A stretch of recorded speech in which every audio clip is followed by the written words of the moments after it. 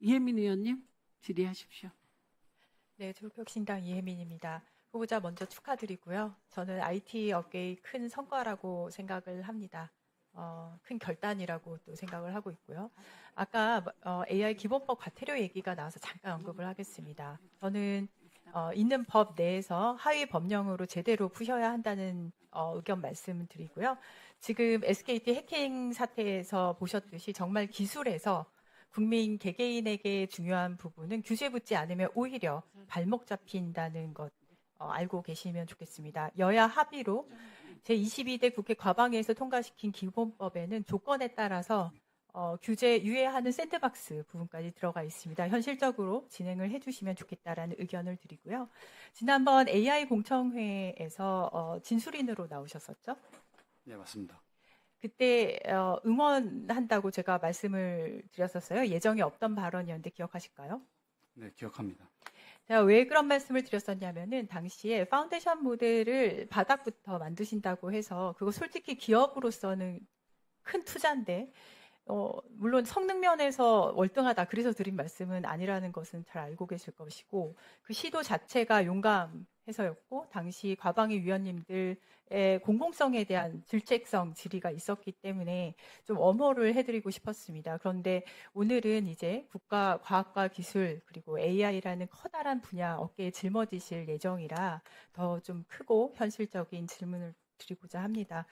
저는 작년부터 AI 그 국가 AI 전략으로는 소버린 AI와 그다음에 산업 발전에 대해서 투트랙 전략을 주장을 해왔습니다. 우리가 일찌감치 좀 일찍 AI 중요성 깨달았다면은 어쩌면 하나의 전략으로 이 모든 걸 커버를 할 수도 있었을 거예요. 그렇지만 지난 몇 년 동안의 실책은 전 뼈아프다고 보고요. 그래서 어쩔 수 없이 지금 당장에는 두 가지 전략 동시에 짜야 된다고 보는 입장인데 그 두 전략 중에 현 정부의 방향성은 아무래도 나오는 의견으로는 소버린 AI죠. 그래서 소버린 AI부터 이야기를 잠깐 해보죠.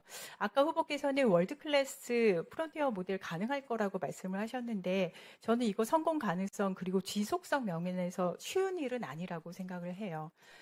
그 이유는 아마 다음 질에서 시간 있으면 드릴 거고요. 사람들이 소버린 AI에 대한 정의가 제각각 다릅니다. 그래서 이렇게 어떤 분야가 막 폭발적으로 발전을 할 때는 정의가 제각기 다르다는 거 이해를 해야 된다고 보고 그 의미에서 각기 이렇게 다르게 이해하고 있는 상황에서 오해가 생기지 않도록 대한민국 소버린 AI 정의는 이것이며 그래서 우리는 그 목적 어느 부분까지 언제까지 소버리티를 확보하겠다 정확하게 밝혀주실 수 있어야 된다고 생각을 해요. 그래서 저 지금 질문 말미에 대한민국 소버린 AI의 목표와 범위, 시점을 기업의 입장이 아니라 정부의 입장에서 이야기를 해주시면 좋을 것 같습니다. 아까 노정면 의원님께서 답을 주셨는데 저는 아직 좀 정확하지 않다고 봐서 묘사를 해주시면 좋을 것 같고요. 이걸 부탁드린 이유는요. 간단합니다. 사실 큰 돈이 들어가는 사업에서 세금 낭비가 안 됐으면 좋겠어요. 이제부터는 세금을 쓰는 걸 생각을 하셔야 되는 입장이라 그걸 인지하셔야 되고 이 부분에 대해서는 동의를 하시죠? 네, 동의합니다. 지난번 공청회에서 엑사원 에서 GPU 얼마나 갖고 있냐는 박정은 의원님 질문이 있었습니다. 그때 답변을 저희는 온프레미스와 클라우드 다 사용하고 있는데 H백으로 환산했을 때 1600장 정도 가지고 있습니다라고 대답을 하셨습니다. 당시 클라우드 뭘 쓰셨나요? 주로 GCP를 사용합니다. 국산 클라우드 많은데 안 쓰셨죠? 그리고 하드웨어는 파운데이션 모델 우리 소버린 이야기할 때의 파운데이션 모델 하드웨어도 나오는데 엔비디아 거 우리 쓰고 있고 이게 지금 산업계의 직접 경험을 하셨잖아요. 그 현실이라고 저는 보고 그리고 저 지난번 다른 또 자리에서 어느 방송사 AI 팀장하고 함께 이야기를 AI에 관해서 저희 이야기를 하면서 제가 그 방송사 AI 팀의 모델 어디 거 쓰셨어요라고 질문했을 때 뭐라고 대답을 했었죠? 혹시 기억을 하실까요? QN 거 갖다가 네, 마디파이 한다고 하셨어요. 오픈소스 갖다가 튜닝했죠. 엑사원을 안 썼죠. 이 부분이 되게 중요하다고 봅니다. 왜 LG 엑사원은 클라우드를 네이버 클라우드 같은 국산 제품을 주로 안 썼으며 왜 방송사 AI팀은 엑사원 같은 국산을 안 썼을까? 저는 이게 동시에 지금 두 번째 그 트랙을 함께 가져가야 되는 이유라고 말씀을 드리고 싶어요. 아까 점검하고 복원하고 이런 말씀을 좀 하셨는데 그것만으로는 좀 어렵고 좀 더 구체적인 좀 당장의 그 처방이 나와야 될 것 같은데 새로운 정부가 AI 뒤들이 전 세계 3대 강국 추구하는 거 너무 좋다고 봅니다. 그러려면 지금 성 부시면서 나가야 되거든요. 수출이 뭐 눈에 보이는 걸로만 수출하는 건 아니잖아요.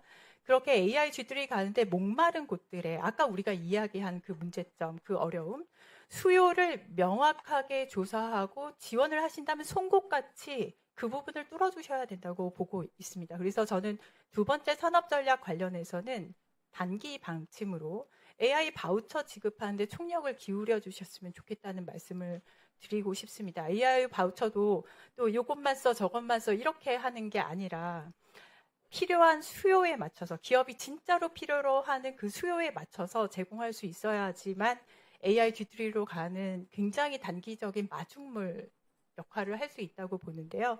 그래야지 우리나라 스타트업, 그래야지 우리나라가 잘하는 버티컬 AI 산업 발전할 수 있다고 보는데 이 부분에 대해서 어떻게 생각하는지, 그 다음에 아까 제가 부탁드린 정부가 목표로 하는 대한민국 소버린 AI에 대한 구체적인 정의, 그 다음에 범위, 기한, 이 두 가지를 남은 시간 동안 이야기를 해주셨으면 좋겠습니다.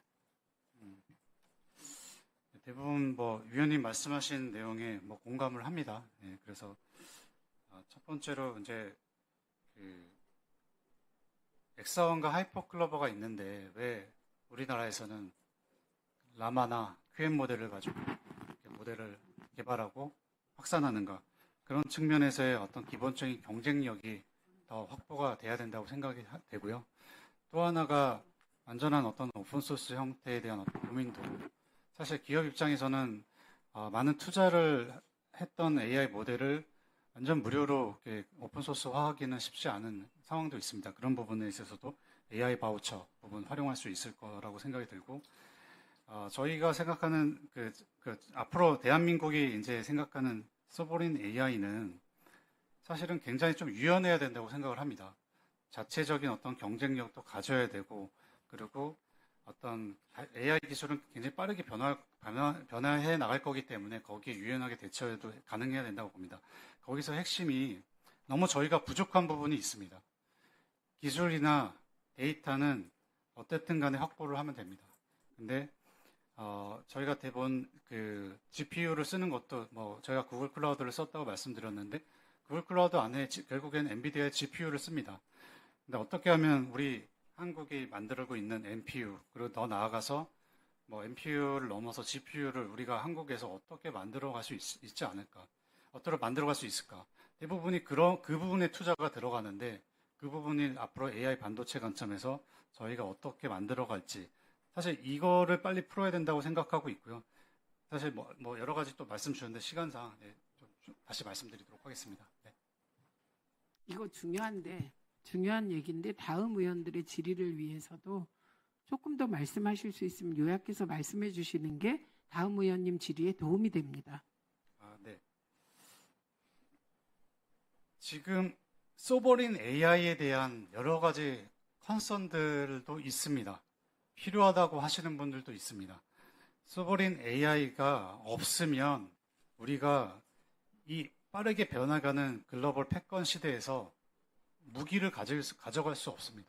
무조건 따라가기만 하고 또 그 외산 솔루션만 가져다가 뭐 여러 가지 서비스를 만들어내는 상황도 벌어질 수 있겠고요. 그렇기 때문에 소버린 AI, 자체적인 AI를 이혜민 의원님 말씀하신 대로 한국에서 누구나 잘 쓸 수 있는 환경 빨리 만드는 것이 중요하다고 생각합니다. 그래서 그 부분이 아마 올해, 내년 안에는 만들어져야 된다고 생각을 하고 있습니다. 네. 자, 최영두 의원님 질의하십시오.